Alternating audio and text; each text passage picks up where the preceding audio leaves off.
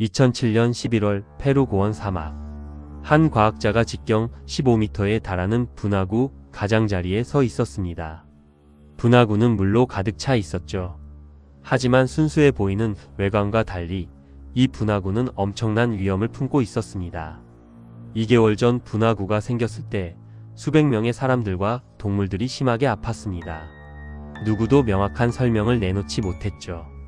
더욱 놀라운 건 물리 법칙상 이 분화구는 존재조차 해서는 안 되는 것이었습니다. 과학자가 분화구를 내려다보며 생각했습니다. 만약 내 추론이 옳다면 이 분화구의 위협은 우리가 상상했던 것보다 훨씬 클 거야. 이야기는 2007년 9월 15일 아침으로 거슬러 올라갑니다. 페루 남부의 작은 마을 카랑카스. 양 목장주 그레고리오 야루리가 현관에서 커피를 마시며 삼봉우리들을 바라보고 있었습니다. 목초지에서 양들이 우는 소리 외에는 조용했죠. 그때였습니다. 처음엔 희미했지만 점점 커지더니 그의 커피잔이 진동하기 시작했습니다. 바닥의 자갈들이 흔들리고 윙윙거림은 포효로 변했습니다. 그레고리오는 머그잔을 내려놓고 마당으로 뛰어내렸습니다.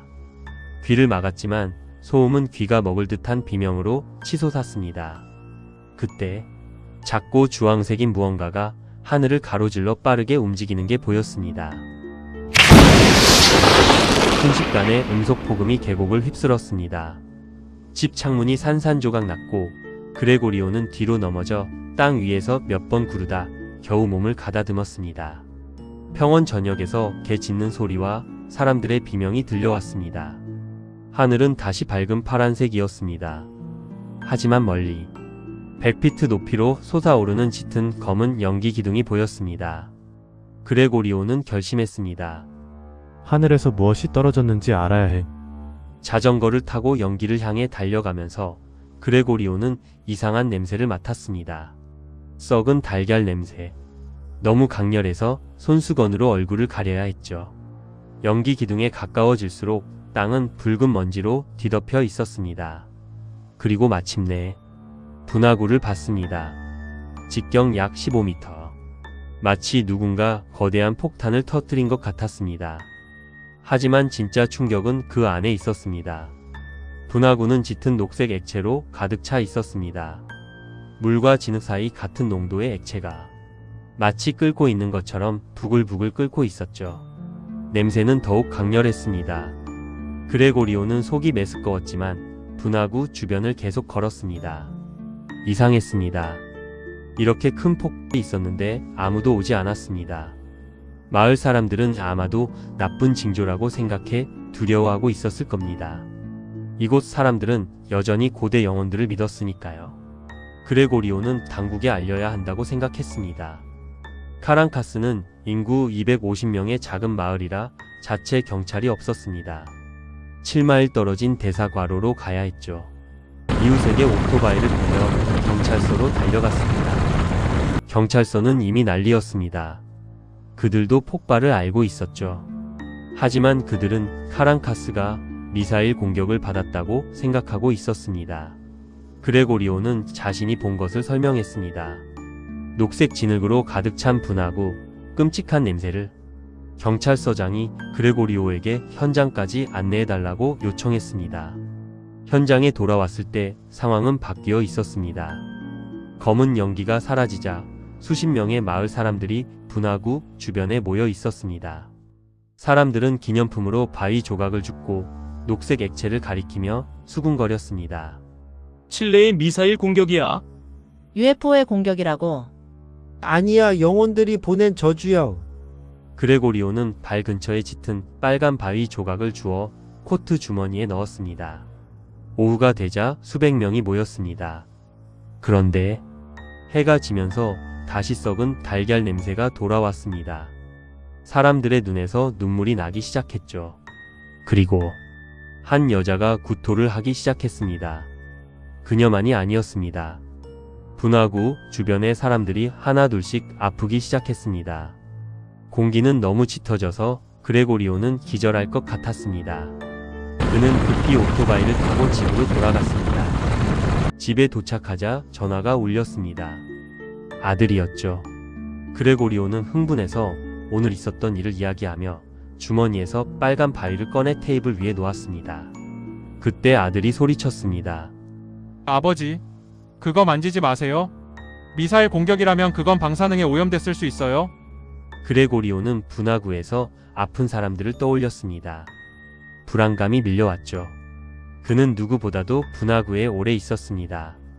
당황한 그는 밖으로 달려가 호스로 온몸을 씻어냈습니다. 다음날 아침, 그레고리오는 안도의 한숨을 쉬었습니다. 밤새 큰 이상은 없었으니까요. 방사능 중독이라면 훨씬 더 아팠을 겁니다. 하지만 양 우리로 가서 건초를 뿌렸을 때 뭔가 이상한 걸 발견했습니다. 건초에 어두운 얼룩들이 있었습니다. 한 마리 양을 잡아 머리를 들어 올렸을 때 코에서 피가 흘러내리고 있었습니다. 우리 곳곳에 핏방울이 흩뿌려져 있었습니다. 급히 수의사에게 전화했습니다. 수의사는 이미 깨어 있었죠. 아침 내내 전화를 받고 있었다고 했습니다. 카랑카스 전역의 가축들이 아프고 있었습니다. 분화구에서 어떤 질병이 나온 걸까요? 며칠 후 트루이오 시장은 보건소를 방문했습니다. 모든 진찰대가 임시 병상으로 바뀌어 있었죠. 충돌 현장을 방문한 200명 이상이 병원에 몰려들었습니다. 편두통과 구토로 고통받고 있었습니다. 냄새는 끔찍했고 사람들은 구역질하고 울고 있었습니다. 마치 전쟁터 같았죠. 다행히 리마의 당국으로부터 확인을 받았습니다. 미사일 공격이 아니었습니다. 과학자들은 운석이라고 했죠. 하지만 미스터리는 남았습니다. 왜 사람들이 아픈 걸까요? 운석은 이런 영향을 미친 적이 없었습니다. 적십자 의사가 희망적인 소식을 전했습니다. 모든 환자의 혈액 검사가 정상입니다. 증상으로 봐서는 며칠 안에 회복하실 겁니다. 하지만 한 노부인이 의사를 거짓말쟁이라고 불렀습니다. 주변 환자들도 고개를 끄덕였죠. 악령들이 이 재앙을 일으킨 거야. 많은 마을 사람들이 운석이 고대 영혼들의 저주라고 믿었습니다. 외부인인 의사들을 신뢰하지 않았죠. 트루이오 시장은 깨달았습니다. 과학을 믿게 하려면 영혼들을 달랠 수 있는 누군가가 필요해. 시장은 마을의 샤먼을 찾아갔습니다. 모두가 존경하고 신뢰하는 현자였죠. 샤먼은 고개를 끄덕였습니다. 운석은 저주가 아닙니다. 하지만 땅의 균형을 흐트러뜨렸지요. 자연의 질서를 회복하기 위해 제 역할을 하겠습니다. 샤먼은 영혼들을 달래기 위해 분화구에서 라마테아를 제물로 바치기로 약속했습니다. 한편 수천 마일 떨어진 캐나다 몬트리올, 브라운 대학교 교수 피터 슐츠가 커피숍에서 뉴스를 스크롤하고 있었습니다. 그는 지구, 환경, 행성과학을 가르치는 교수였고 운석 분화구 학회에 참석 중이었죠. 페루의 운석 충돌 기사를 읽던 그는 멈칫했습니다. 이건 말이 안 돼. 보도에 따르면 콘드라이트 운석이 떨어졌다고 했습니다. 가장 흔하지만 동시에 가장 약한 운석이죠. 콘드라이트는 너무 다공성이라서 대기권에 진입하면 부서져 타버립니다. 땅에 닿기도 전에 재가 되죠. 이런 운석이 거대한 분화구를 만든다. 불가능했습니다. 더 이상한 건 200명 이상이 병원에 입원했다는 것입니다. 운석은 사람을 아프게 하지 않습니다. 피터는 생각했습니다. 뭔가 더 있어. 직접 가봐야겠어. 그날 오후 여러 기자들로부터 전화가 왔습니다. 운석이 어떻게 이런 병을 일으킬 수 있는지 물었죠. 피터는 정직하게 답했습니다. 모르겠습니다. 하지만 알아낼 겁니다. 페루로 가서 직접 확인하겠습니다. 며칠 후 트루이오 시장은 대사과로의 커뮤니티 센터에 서 있었습니다. 카랑카스의 거의 모든 주민이 참석했습니다. 시장은 떨고 있었죠. 정부 과학자들이 발견한 것은 이 지역 모두에게 깊은 영향을 미칠 것이었습니다. 시장은 2명의 손님을 초대했습니다. 지역 샤먼과 정부 파견 지질학자 루이사 메도. 시장이 침묵을 요청했습니다. 신중하게 단어를 선택해야 했습니다. 여러분, 하늘에서 무언가가 떨어진 건 맞습니다. 우주에서 온 운석이었습니다. 사람들이 반박하기 전에 샤먼을 불렀습니다. 샤먼이 말했습니다. 운석이 땅의 균형을 흐트러뜨린 건 맞습니다. 하지만 올바른 제물로 불행한 영혼들을 달랠 수 있습니다. 분화구에서 라마테아를 제물로 바쳐 이 지역의 조화를 회복시키겠습니다. 나이 든 여성들이 미소 지었습니다. 이제 어려운 부분이 남았습니다. 시장이 루이사를 소개했습니다. 루이사는 여러분과 같은 페루 남부 출신입니다. 이 말에 군중이 조금 진정되었습니다. 지역 과학자라면 좀 더 신뢰할 수 있었으니까요. 루이사가 큰 차트를 들어 올렸습니다. 지역 지하수에 대한 데이터였죠. 루이사가 설명했습니다. 저희 팀이 현장에서 샘플을 수집했습니다. 분화구 바닥의 지하수도 검사했죠. 잠시 망설이다가 계속했습니다. 물에서 위험한 수준의 비소가 발견됐습니다. 치명적인 독입니다. 군중이 경악의 소리를 냈습니다. 시장이 손을 들어 질서를 요구했습니다. 루이사가 계속했습니다. 운석이 카랑카스에 충돌했을 때 충격파로 지하수가 가열되고 기화됐습니다. 공기가 미세한 비소 증기로 가득 찼죠. 분화구를 보러 간 모든 분들이 그 증기를 들이마셔서 아프게 된 겁니다. 그레고리오가 조심스럽게 질문했습니다. 그럼 우리 식수도 오염된 건가요? 루이사가 신중하게 대답했습니다. 더 많은 검사가 필요하지만 아마도 그럴 겁니다. 사실 여러분의 수원은 수년 동안 오염되어 있었을 가능성이 높습니다. 그래서 암, 심장병, 당뇨병 같은 질병에 더 취약했을 수 있습니다. 확실히 알 때까지는 생수를 드시는 게 좋겠습니다. 모두가 충격에 빠졌습니다. 먼저 운석이 떨어져 사람들을 아프게 했고 이제 식수가 계속 오염되어 있었다는 걸 알게 됐습니다. 회의가 끝난 후 루이사가 시장에게 조용히 말했습니다. 시장님, 아직 뭔가 맞지 않아요. 비소 증기 이론은 확신하지만 증명한 건 아니에요. 아무도 분화구 주변 공기에서 비소를 감지하지 못했거든요. 루이사가 설명을 이어갔습니다. 운석은 보통 충돌할 때 얼어 있습니다. 우주는 평균 영하 270도로 극도로 춥거든요. 대기권 진입 시 마찰로 약간 가열되지만 물을 끓여 증기로 만들 만큼은 아니에요. 시장은 얼어붙었습니다. 루이사조차 자신의 이론이 맞는지 확신하지 못한다니. 만약 틀렸다면 뭔가 다른 것이 사람들을 아프게 한 겁니다. 이를 규명해줄 사람이 나타났습니다. 2007년 12월 드디어 피터 슐츠 교수가 카랑카스에 도착했습니다. 건조하고 화창한 날 그는 구불구불한 시골길을 따라 분화구에 도착했습니다.